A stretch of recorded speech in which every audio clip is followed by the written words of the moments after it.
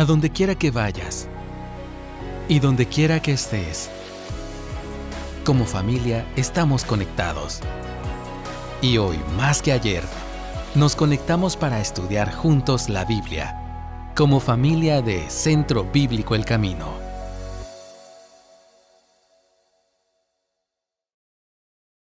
Muy buenos días, amados hermanos y hermanas. El Señor les bendiga, sea con ustedes.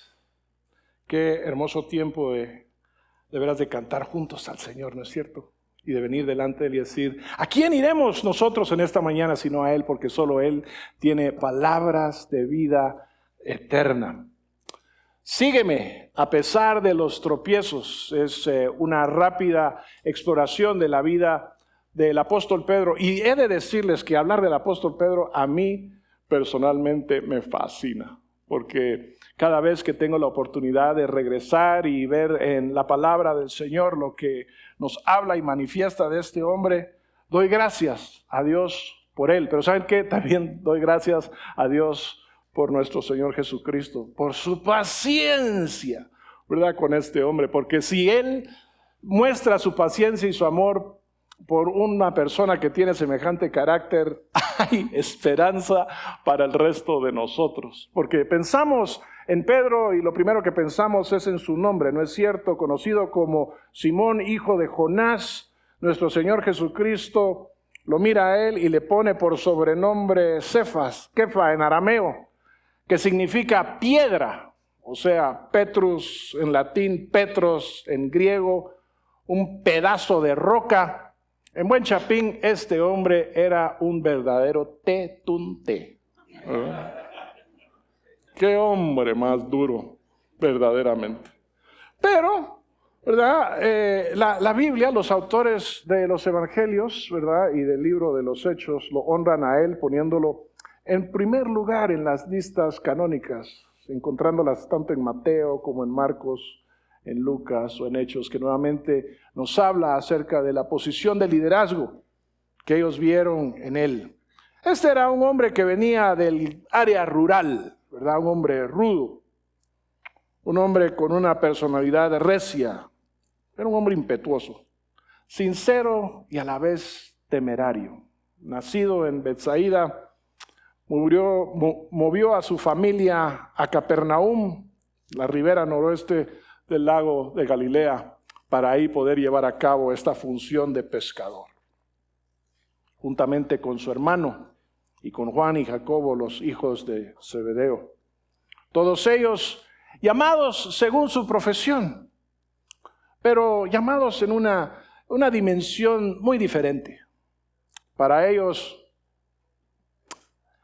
el mar, después de su llamado, sería el mundo.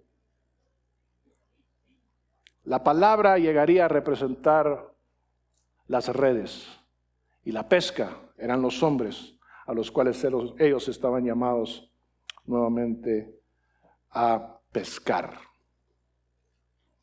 Este hombre era un hombre osado. Saben, allá en Mateo capítulo 14 se nos muestra que cuando vio al Señor Jesucristo caminar sobre las aguas, se le ocurrió, si Él puede, ¿por qué no yo? Y ante eso el Señor Jesucristo lo invita, le dice, sal de esa barca, camina sobre las aguas conmigo. Pero nuevamente esa fe le duró muy poco y a los minutos, a los segundos tal vez estaba pronto a hundirse porque había dudado. Pero adicionalmente a eso, en Mateo capítulo 15, nosotros vemos que él, nuevamente, un hombre que primero habla y después piensa. Cuando el Señor Jesucristo está hablando acerca de lo que contamina al hombre, que no es lo que entra en la boca, sino lo que sale de la boca, Pedro no se aguanta y le dice, ¿sabes qué? Explícanos esas parábolas. Y debemos de darle gracias a Dios a nosotros por un hombre como Pedro, porque esa forma de ser lo que hizo puso para nosotros el testimonio de cómo debiésemos de entender lo que Jesús estaba hablando. Fue el portavoz de los apóstoles y primero en confesar a Jesús como el Mesías enviado por Dios. Ahí en Mateo 16, Jesús preguntó, ¿quién dicen los hombres que soy yo? Y ellos le respondieron, pues unos piensan que eres Juan el Bautista, otros que eres Elías, otros piensan que eres Jeremías o alguno de los profetas. ¿Y ustedes quién dicen que soy yo? Y Simón Pedro responde, tú eres el Cristo, el Hijo del Dios viviente. Y entonces para la eternidad queda esta declaración del Señor Jesucristo, bienaventurado eres, Simón, hijo de Jonás, porque esto no te lo reveló carne ni sangre, sino mi Padre que está también en los cielos, y sobre esta roca, entiéndase declaración, edificaré mi iglesia y las puertas del Hades no prevalecerán contra ella.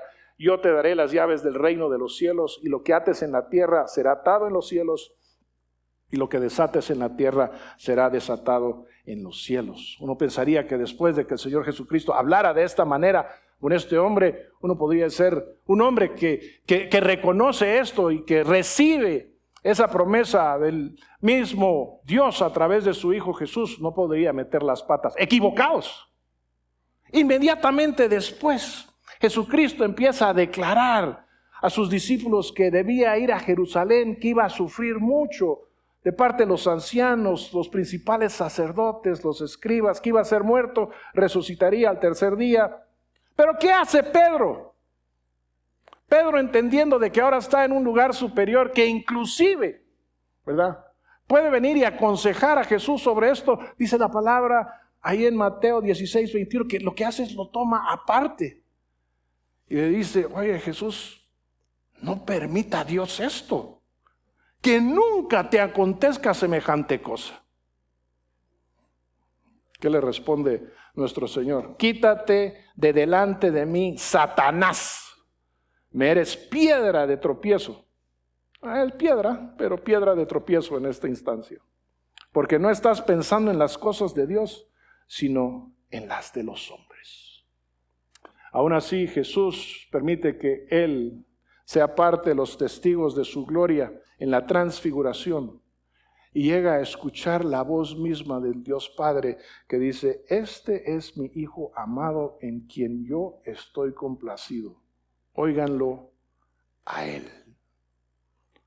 Una de las intervenciones de estas, ¿cómo decirla?, intrépidas de Pedro es la que uno encuentra allá en Lucas 18, donde Jesús tiene su encuentro con el joven rico, ¿verdad? Y él llega a la conclusión al decirle a sus discípulos, miren, es difícil que una persona que tiene muchos bienes pueda entrar en el reino de los cielos. Y se nota que Pedro lo está pensando. Está diciendo, qué interesante. Pero en mi caso, porque ese es el rico allá, que no estuvo dispuesto a dejarlo todo y seguir a Jesús. Pero en mi caso, yo sí estoy dispuesto a seguir a Jesús y lo he dejado todo. Así que no se queda callado este hombre otra vez. Y le dice a Jesús, ¿sabes qué, Jesús? Pues yo sí lo he dejado todo. Aquí los que estamos aquí lo hemos dejado todo. ¿Y qué vamos a recibir? Y Jesús nuevamente demostrando ese carácter amoroso que tiene y la paciencia, le dice a él algo que yo sé muchos de los que estamos aquí hemos experimentado, que es verdad el día de hoy. Y dice, en verdad les digo que no hay nadie, escucha bien, que no hay nadie que haya dejado casa, mujer o hermanos o padres o hijos por la causa del reino de Dios, que no reciba muchas veces más en este tiempo y en el siglo venidero la vida eterna. ¡Wow! Gloria a Dios por esto. Qué esperanza nos da, ¿no es cierto? Particularmente cuando nos encontramos a veces en situaciones complejas, porque decidimos seguir a Jesús y cumplir su llamado en nuestras vidas. Nos encontramos en Juan capítulo 13 y nuevamente Jesús ahora está lavando los pies de sus discípulos. Y llega Simón Pedro. Y Simón Pedro está viendo lo que Jesús está haciendo. Y le dice, Señor, ¿tú me vas a lavar a mí los pies? Y Jesús le responde, ahora tú no comprendes lo que yo hago, pero lo entenderás después. Y este hombre impetuoso, ¿qué le responde? Pues jamás me lavarás los pies. Y Jesús le dice, si no te lavo los pies, no tienes parte conmigo. No estás entendiendo ahora, vas a entender después que esto fue una demostración de esa purificación que yo iba a llevar adelante un poco más tarde. Pero nuevamente Pedro, actuando en lo natural, ¿verdad? Le dice, Señor, entonces no solo los pies, sino también las manos y la cabeza. Ah, qué duro este Pedro, ¿no? Habría esperanza para este hombre. ¿Sabe? En Marcos capítulo 3, ahí se nos describe una visión muy personal del llamado de Jesús. Cuando Jesús llama y nosotros respondemos, ¿qué sucede? Nos embarcamos en una relación íntima con Él, donde Él lo que quiere, por eso es que este Marcos me llama mucho la atención ese llamado. Él lo que quiere es que nosotros estemos con Él. Él quiere estar con nosotros. Él quiere que nosotros los conozcamos. Que seamos nosotros conocidos por Él también. Él quiere que experimentemos nosotros lo que significa ser pastoreados, alimentados, criados por Él, con el fin de poder cumplir el propósito por el cual Él nos ha llamado, para que lo podamos hacer en su nombre y de acuerdo al poder del Espíritu Santo. Entonces, ¿qué sucede? Lo que sucede es de que cuando respondemos a ese llamado, lo que estamos haciendo es, nos estamos embarcando en un proceso de maduración de nuestro carácter, donde con sabiduría firme, infinita, el Señor aumenta la presión en la vida de cada uno de nosotros para quebrantar nuestro corazón, nuestra voluntad, para purificar nuestras motivaciones. ¿Y sabe qué? Mostrar la hermosura de su amor. Realmente ser apabullados por el amor de Dios por medio de Jesús. Para hacernos más como Él. Así que regresamos a la vida de Pedro y empezamos a darnos cuenta cómo es que la intensidad de esta presión que he mencionado empieza a obrar en la vida de Pedro. ¿Para qué? Para hacerlo como su maestro. En la coyuntura posterior a la Pascua, donde fue instituida la Cena del Señor, Jesús predice que Pedro sería zarandeado como trigo y que llegaría a negarlo 3 veces. Lucas 22 dice, Simón, Simón,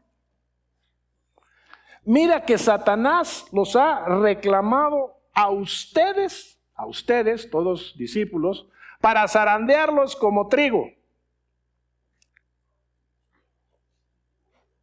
Pero entonces se le queda viendo a Pedro y le dice, pero yo he rogado por ti, Pedro, para que tu fe no falle. Y tú, una vez que hayas regresado, fortalece a tus hermanos. Y Pedro, nuevamente, actuando en su carácter, le dice, Señor, estoy dispuesto a ir a donde vayas, tanto a la cárcel como a la muerte. Y Jesús se le queda viendo y le dice, te digo, Pedro, que el gallo no cantará hoy hasta que tú hayas negado 3 veces que me conoces. Empieza la presión en la vida de Pedro como no la ha sentido antes. Unas horas más tarde, en el jardín del Getsemaní, Jesús es arrestado por la tropa romana que va acompañada de varios guardias de los principales sacerdotes y los fariseos. ¿Y qué hace Pedro?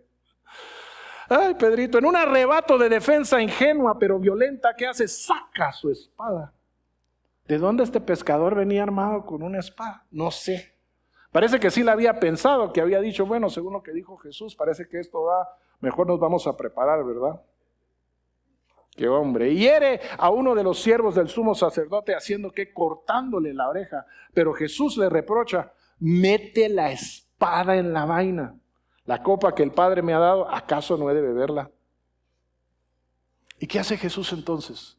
Fiel a su carácter, toma la cabeza de ese hombre de Malmo, su oreja nuevamente la sana. Y en ese caso, al mismo tiempo, no sé si lo habíamos pensado, libra a Pedro de que sea acusado de agresión. Así que hagamos un alto por un momentito. Vemos aquí cómo Jesús, aún siendo aprendido, sigue ejemplificándole a Pedro el carácter correcto. No, Pedro, no es así. No es reaccionando de acuerdo a tu voluntad que se cumplen los propósitos del Padre. Es actuando según mi carácter y mi sujeción a su voluntad. Sigue aumentando la presión, porque ahora solo estamos unos minutos más adelante. Nos encontramos en el patio del sumo sacerdote. ¿Y Pedro qué ha hecho? Pedro se ha sentado afuera con los guardias para ver el fin de todo aquello que había de acontecer a Jesús. Mateo, capítulo 26, versículos 69 al 75, si quieren seguir en sus Biblias esta lectura. Nos da el lugar. Pedro estaba sentado afuera en el patio. Y escuche bien, una sirvienta se le acercó y le dijo, ¿lo estamos entendiendo bien? Porque es importante que nosotros tengamos esta imagen clara en nuestra mente. Es un encuentro de uno a uno. La sirvienta se le acerca a Pedro y le dice, tú también estabas con Jesús el Galileo. Pero él, dice aquí el testimonio de Mateo, lo negó delante de todos ellos, diciendo, no sé de qué hablas. Versículo 71, cuando salió al portal lo vio otra sirvienta, ¿y ahora qué hizo? No fue directamente con él, no. Lo que hizo fue a voz alta, lo dijo a los otros que estaban ahí con ella. Ya pueden sentir ustedes cómo estaba Pedro, la estaba sudando aquella noche. Porque no solo había sido confrontado por uno, ahora estaba siendo confrontado por varios. Cuando ella viene y le dice, escuchen todos los que están aquí, que está aquí. ¿Qué? Estaba con Jesús el Nazareno. Ahora Pedro lo niega, pero lo niega con juramento. Él dice, yo no conozco a ese hombre. Ahora sucede lo peor para aquel pobre Pedro, porque ahora se acercan varios, de uno a uno con varios. No, ahora vienen todos y se acercan a él y le dicen a Pedro, ¡jaja! Seguro que tú también eres uno de ellos, porque aún tu manera de hablar te descubre. Wow. Ahora no solo era la acusación de uno, o no era la acusación de varios, era la acusación de todos los que estaban ahí. Y entonces, ¿cómo reacciona este hombre? Comenzó a maldecir y a jurar. Se nos perdió por completo Pedro. Yo no conozco al hombre. Y al instante, el gallo cantó. Pedro se acordó de lo que Jesús había dicho, antes que el gallo cante, me negarás 3 veces. Y saliendo afuera, lloró, ¿cómo dice? Amargamente. ¿Sabe? Cuando Jesús tuvo mayor necesidad de sus discípulos, aquellos con los cuales él había ministrado los últimos 3 años, todos lo abandonaron, todos lo dejaron solo. Y Pedro, el líder, aquel primero en las listas canónicas, el portavoz de este grupo, quedó en evidencia. Su carácter, que estaba anclado en su voluntad, dependiente de su poder, ¿sabe qué? No tenía la fortaleza para soportar la prueba. No tenía la osadía para salir en defensa de Jesús y su evangelio. Y no tenía la entereza para confrontar la maldad y la injusticia. Así que ahí en aquella noche se encontraba Pedro llorando amargamente, un desconsuelo tremendo, probablemente siendo escuchado en los pasajes y los pórticos de Jerusalén. Y la pregunta que se nos viene a nosotros es, bueno, ¿qué puede doler más? ¿El hecho que negó a Jesús o el hecho que juró que nunca lo haría? ¿Sabe? Negar a Cristo una vez es una cosa, pero negar a Cristo 3 veces, eso está a otro nivel. Y hacerlo profiriendo maldiciones, improperios y juramentos. Realmente, peor manera de poder negar a Jesús no existía. Pero sabe, bendito sea nuestro Dios, la historia nos termina ahí. Es interesante que en los 3 evangelios sinópticos, aquellos que avanzan de forma paralela, tanto Mateo, Marcos y Lucas, todos detallan este tremendo tropiezo de Pedro y describen la consecuencia de lo que Pedro experimentó, ¿verdad? Leímos en Mateo 26:75, Pedro lloró amargamente. Marcos 14 nos dice que se echó a llorar y Lucas 22 también nos dice que Pedro lloró amargamente. Pero es el evangelio de Juan, y particularmente el capítulo 21, donde se nos completa este episodio. Es ahí donde nos enteramos de qué, de la restauración de Pedro. Una restauración que se lleva a cabo por Jesús, porque Jesús no solo es maestro, no solo es vencedor, no solo es Señor. ¿Sabe quién es Jesús? Jesús es restaurador. Nuestro Dios es un Dios restaurador. Es un Dios que restaura personas. Es un Dios que restaura matrimonios. Es un Dios que restaura corazones. Es un Dios que restaura familias. Es un Dios que restaura naciones. El hombre define la restauración como reparar o renovar o volver a poner algo en el estado o estimación que antes tenía. Pero sabe, la restauración de acuerdo a nuestro Dios es algo muy diferente, muy diferente. Dios renueva algo o alguien a una condición, ¿sabe qué? Mejor de la original. Dios toma al quebrantado y lo renueva de tal manera que no hay vestigios de su condición anterior.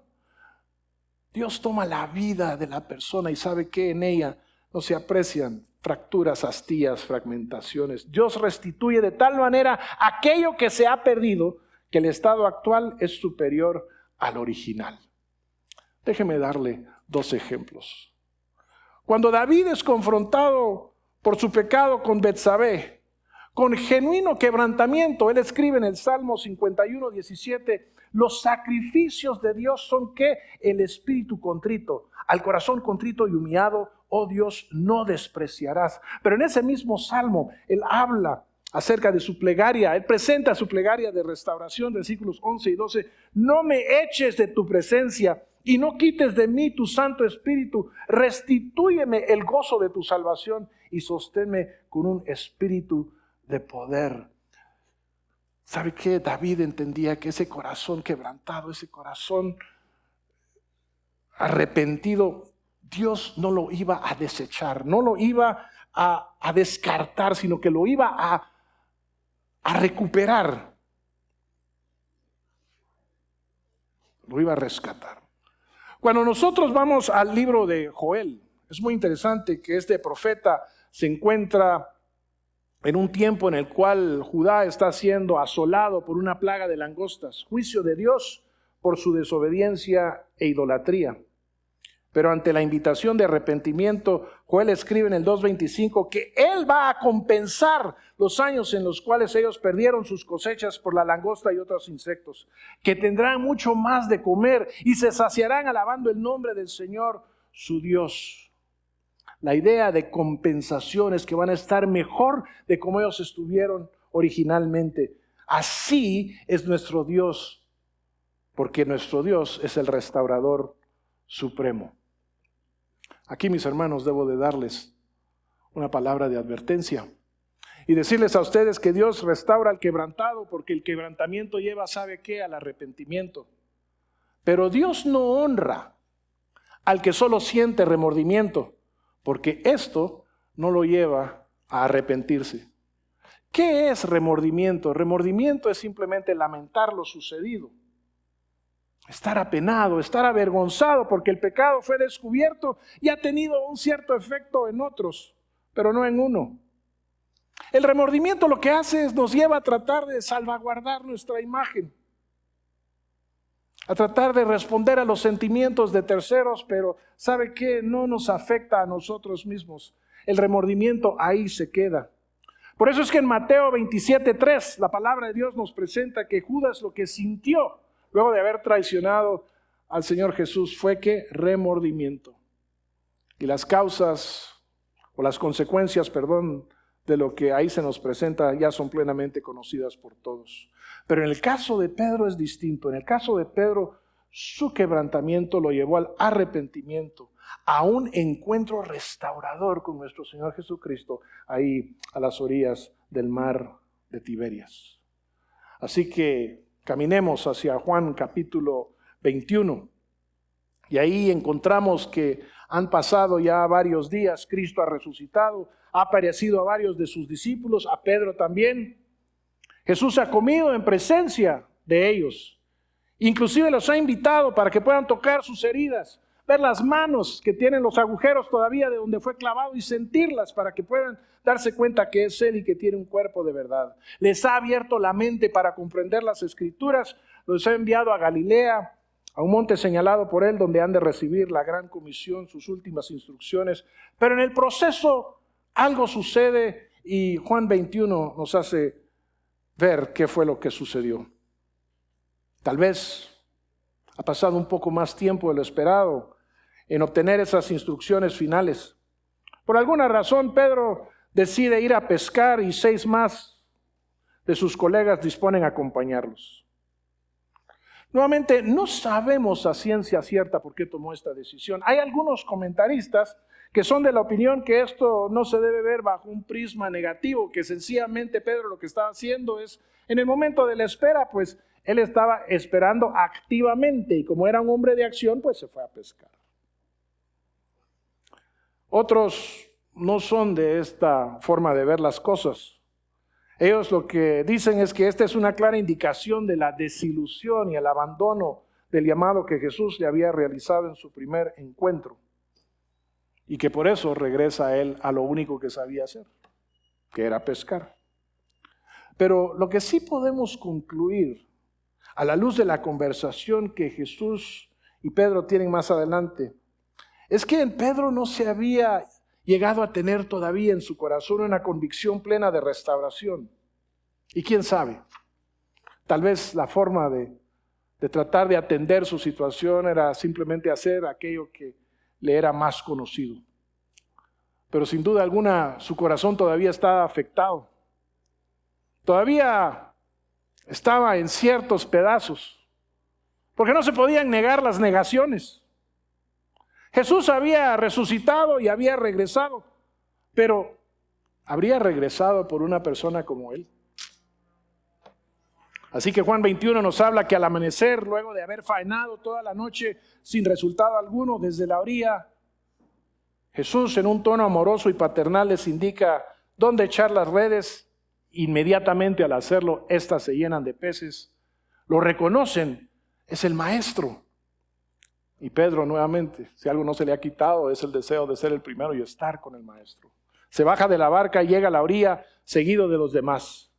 ¿Pero qué encuentran en la orilla? Lo que encuentran en la orilla es que las brasas están puestas, hay un pescado encima siendo preparado y Jesús les ha preparado pan. ¿Sabe? Hay una figura hermosísima aquí. Porque nuestro Señor Jesucristo dice, Satanás me ha pedido zarandearlos como a trigo. ¿Y sabe qué? Nuestro Señor Jesucristo toma ese trigo y con ese trigo prepara pan. Porque lo que el enemigo ha preparado para nuestra maldición y nuestra derrota, Dios lo usa para nuestra bendición, para nuestro alimento.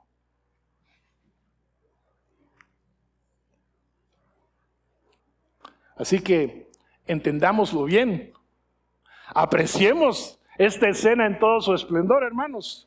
El victorioso sobre la muerte, el vencedor sobre Satanás y el pecado, la segunda persona de la Trinidad, el creador y sustentador del universo, Jesús, Rey de Reyes y Señor de Señores, está sirviendo el desayuno a sus discípulos. ¡Wow! ¿Por qué? Porque era necesario que Pedro, luego de su pecado notorio, habiendo cumplido el propósito de transformar su carácter, causándole quebrantamiento y arrepentimiento genuino, era necesario que Pedro fuese restaurado también de manera notoria por el inmenso, ilimitado, inimaginable, inigualable amor de Dios. Y que nosotros y los que estaban ahí con ellos tuvieran testimonio de esto, para que entendiéramos, así es nuestro Dios. Un par de elementos más. En el Nuevo Testamento se nos presentan dos tipos de amor. El amor ágape, que es un amor sacrificial, la máxima expresión de amor, si lo queremos decir así. Amor que se manifiesta por la esencia de quien lo prodiga, no por el merecimiento de quien lo recibe. Es el amor que mueve a las personas a la acción y busca el bienestar de los demás sin importar el costo personal. Es el amor de Dios, es la esencia de quién es Él. Es el amor que cuando éramos aún pecadores, enemigos de Dios, implicó que Cristo muriera por nosotros, como dice Romanos 5:8. Pero también presenta un segundo amor, el amor fileo, o amor fraternal. Un segundo amor, un afecto cálido compartido entre familiares o amigos. Amor que nos motiva a tratar a los demás amablemente, ayudarlos a tener éxito. Pero ¿sabe qué? Este amor no es capaz de demostrar bienestar o sentimientos positivos hacia aquellos que no nos gustan o que literalmente nos caen mal. En la versión NBLA, el pasaje que vamos a leer a continuación, se nos presenta el ágape o amor sacrificial en esta versión como amor. Pero el amor fileo se nos presenta a nosotros como querer. Así que vamos a Juan, capítulo 21, 15 y 17, y nuevamente yo leo de la versión Nueva Biblia de las Américas. Dice, cuando acabaron de desayunar, Jesús dijo a Simón Pedro, Simón, hijo de Juan, ¿me amas con amor ágape? ¿Me amas con amor sacrificial más que estos? Y Pedro, ¿qué le contesta? Le dice, sí, Señor, tú sabes que ¿qué? Que te quiero. Lo que tengo es amor fraternal. Y aún así, Jesús le dice, apacienta, cuida mis corderos. Volvió a decirle por segunda vez, Simón, hijo de Juan, como también se conocía a Jonás, ¿me amas con amor ágape? Sí, Señor, tú sabes que ¿qué? Que te quiero. Con amor fraternal. Y Jesús le dice entonces, pastorea. Y aquí la implicación es una aplicación de supervisión, de obispado, mis ovejas. Pero Jesús no se queda ahí. Lo increíble es esta tercera pregunta. Porque en la tercera pregunta, ¿qué sucede? Jesús lo que hace es baja al nivel de amor que Pedro está diciendo que tiene. Y le dice por tercera vez, Simón, hijo de Juan, ¿me quieres? Si ahí es donde estás, ¿verdaderamente me quieres con ese amor fraternal? Y entonces dice que Pedro se entristeció porque la tercera vez le dijo, ¿me quieres con amor fraternal? Y le respondió, Señor, ¿qué le dijo, Señor? Tú lo sabes todo, tú sabes que te quiero, que tengo este amor fraternal por ti. Y aún así Jesús le dice, apacienta, cuida mis ovejas. ¿Saben qué? Este Pedro es otro Pedro. Literalmente es otro Pedro. Es un Pedro humilde, es un Pedro temeroso, es un Pedro prudente, es un Pedro transparente. ¿Qué hubiera contestado el Pedro anterior? Por supuesto, claro que te amo con amor ágape. ¿Acaso no es esto obvio, Señor? Por favor.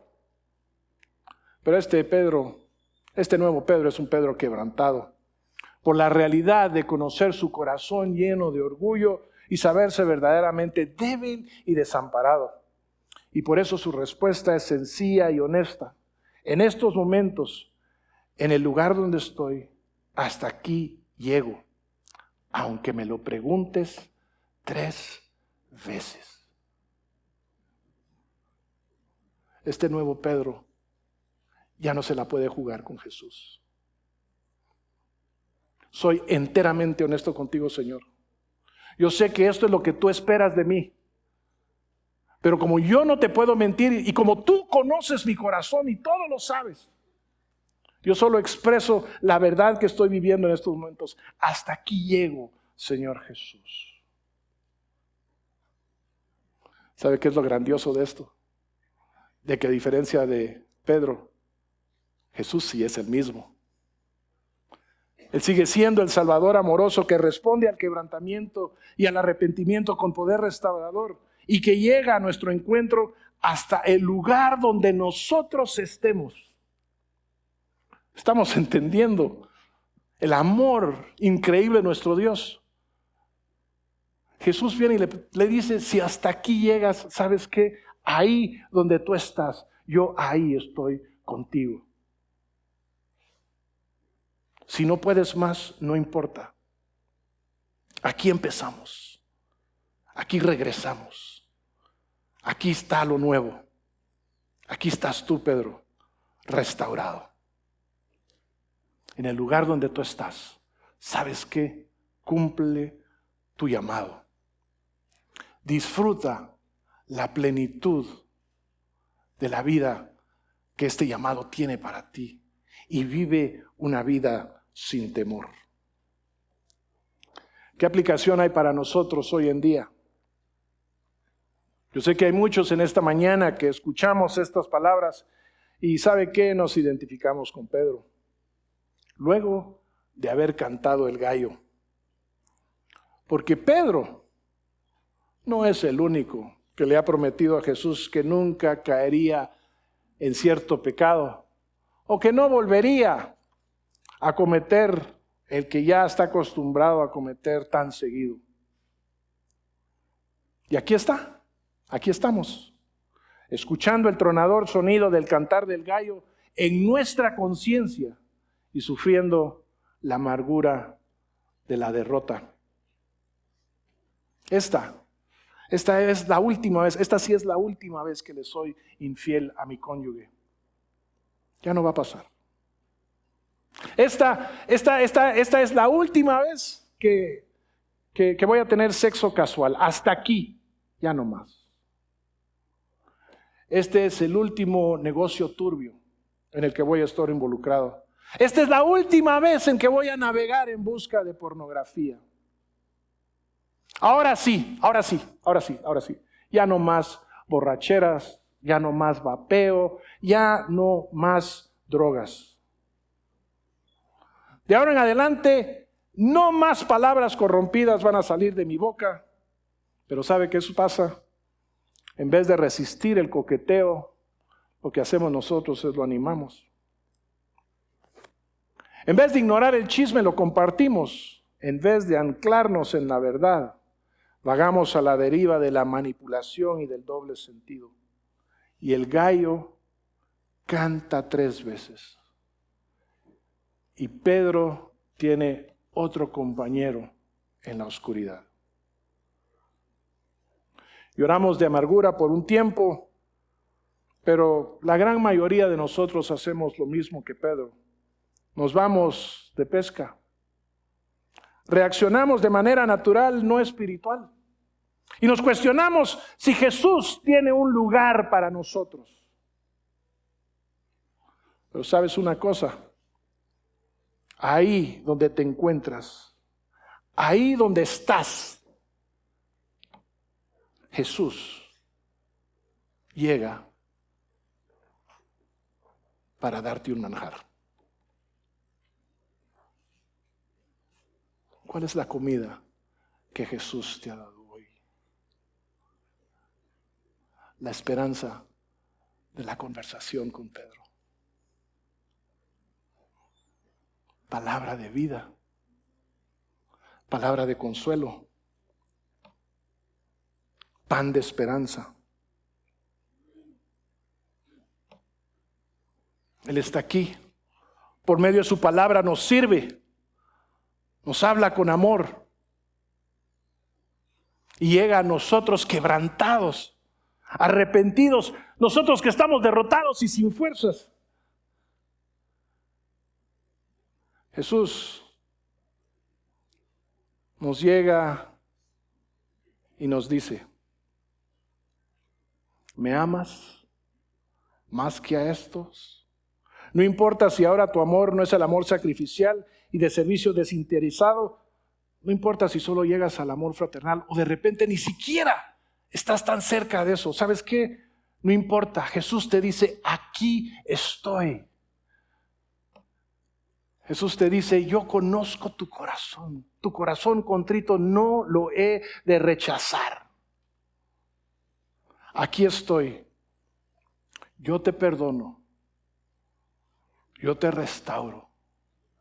Y al igual que Pedro, hoy te digo: sígueme. Vamos a orar.